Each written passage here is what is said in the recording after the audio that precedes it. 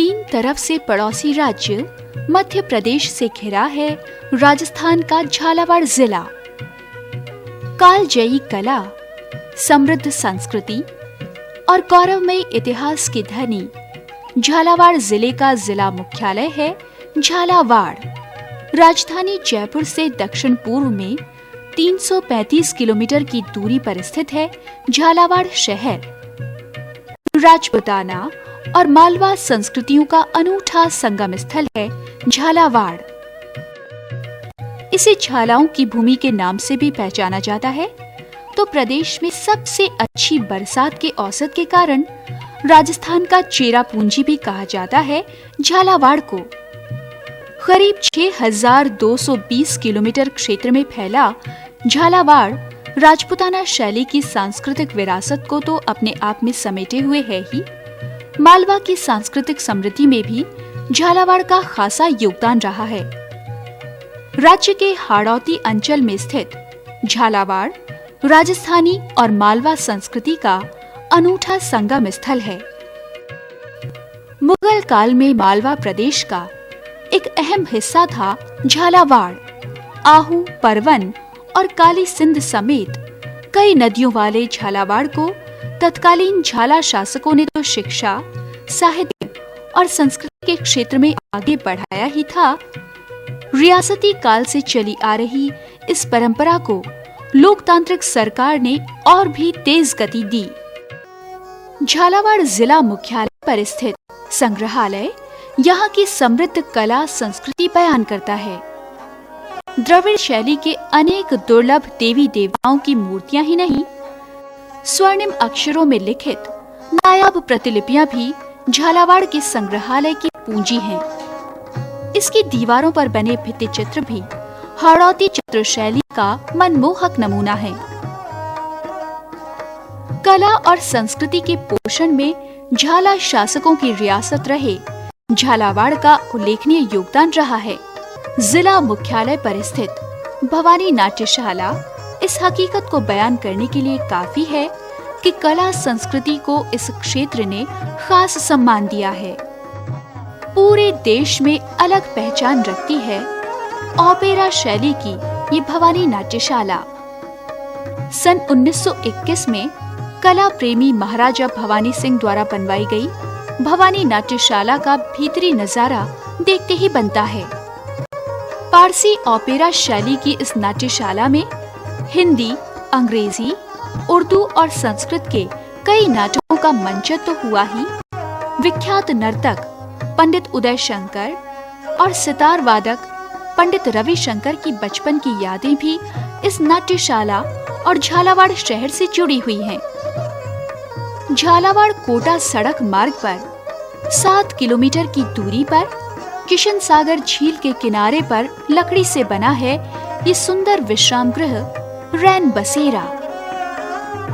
ये विश्राम गृह भी इस हकीकत का गवाह है कि कलाओं के प्रति झालावाड़ का समर्पण नया नहीं, बहुत पुराना है। देहरादून के वन शोध संस्थान द्वारा निर्मित इस अनूठे भवन को सन 1936 में लखनऊ की एक उद्योग प्रदर्शनी में रखा गया था। झालावाड़ के तत्कालीन महाराजा इस भवन को खरीदकर यहाँ लाए। नदियों के संधि स्थल पर बना ये दुर्ग स्थापत्य और सामरिक महत्व की दास्तान सुनाता है, तो झालावाड़ से सटा झालरा पाटन कस्बा आस्था और धर्म की कहानी बयान करता है। कहते हैं अतीत में यहाँ इतने मंदिर थे कि उनकी झालरों यानी आरती से आसपास के पूरे इलाके में गूंज उठती थी झालरों की टनकार। झालरों की उस टनकार के कारण ही शायद इस कस्बे को नाम मिला था झालरा पाटन का।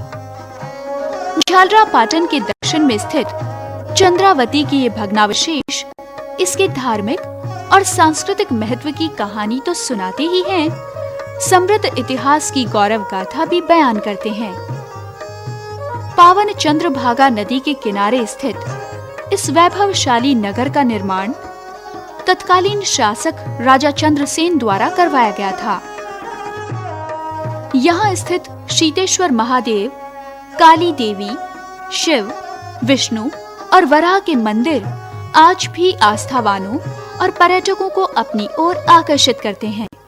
देश की सबसे पुरानी नगर पालिकाओं में से एक झालरापाटन की पहचान है यहाँ स्थित सूर्य मंदिर। 7 सहेलियों के मंदिर के रूप में भी पहचाना जाता है इस सूर्य मंदिर को। खजुराहो शैली में बने इस मंदिर की भव्यता और सुंदर स्थापत्य हर किसी को लुभाती है। इस मंदिर को 7 सहेलियों का मंदिर भी कहा जाता है तो पद्मनाभ मंदिर भी कहा जाता है।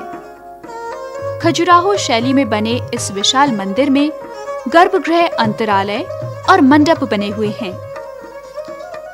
96 फीट ऊंचे शिखर वाले 10वीं शताब्दी के इस मंदिर को विख्यात इतिहासकार कर्नल जेम्स टॉड ने 4 भुजा मंदिर भी कहा है, लेकिन इसकी पहचान आज भी सूर्य मंदिर के रूप में ही है।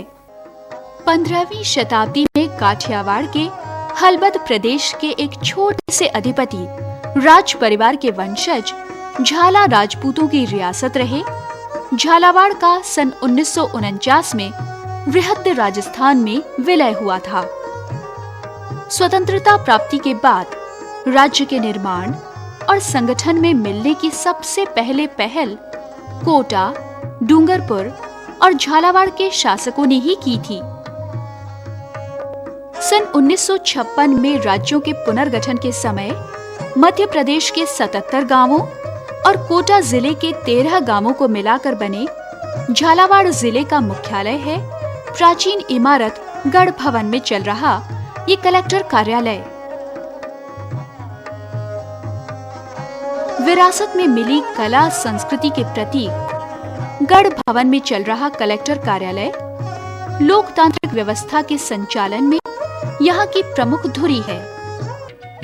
चिकित्सा, अकाल राहत, समाज कल्याण, ग्रामीण विकास और नागरिक विकास के क्षेत्र में राज्य और केंद्र सरकार द्वारा किए गए कार्यों ने इस जिले के विकास को तो गति दी ही है, लेकिन विकास के इस सच से परे एक सच ये भी है कि कई समस्याएं अभी भी निदान के इंतजार में हैं। इन समस्याओं का निदान हो तो विकास और असर दिखा सकता है।